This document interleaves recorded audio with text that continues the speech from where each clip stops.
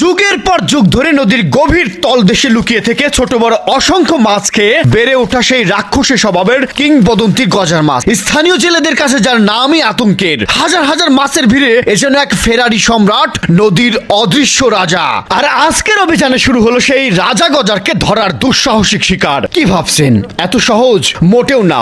নদীর বুকে ঘন্টার পর ঘন্টা অপেক্ষা করে বুদবুদের সংকেত, নিখুঁত হিসাব আর সাহসের পরীক্ষা পেরিয়ে অবশেষে মুখোমুখি হলো শিকারীরা আর সেই নদীর রহস্যময় শাসকের।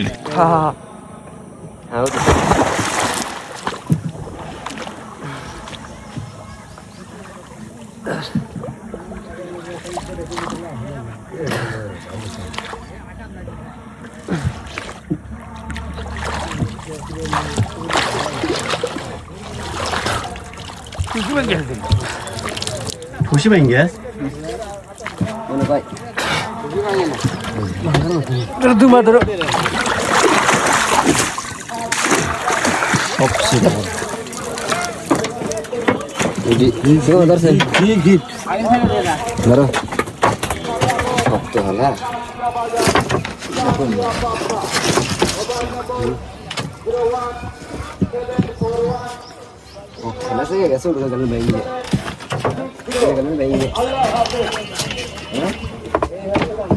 দাদা এটা কি কয় কেজি হবে দাদা? আনুমানিক 10 কেজি, 5 কেজি, 6 কেজি, 6 কেজি।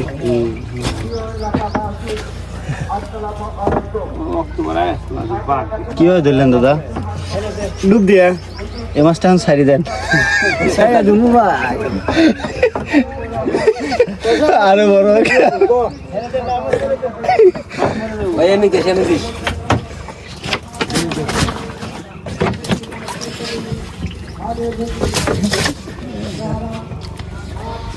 भैया था 8 भैया था।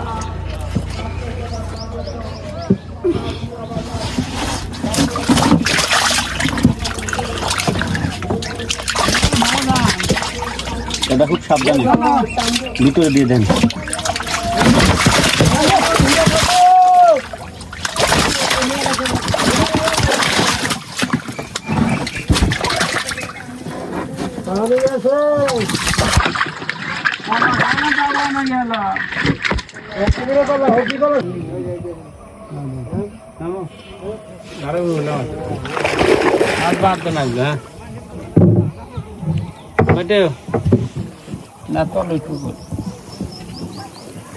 ঘুরে দাও কোমলটা ঘুম হয়ে গেল।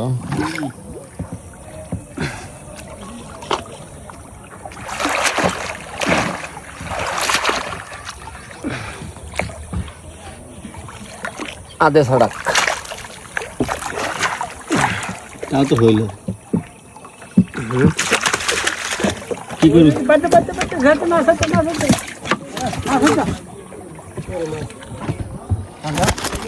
দাদা এটা স্যার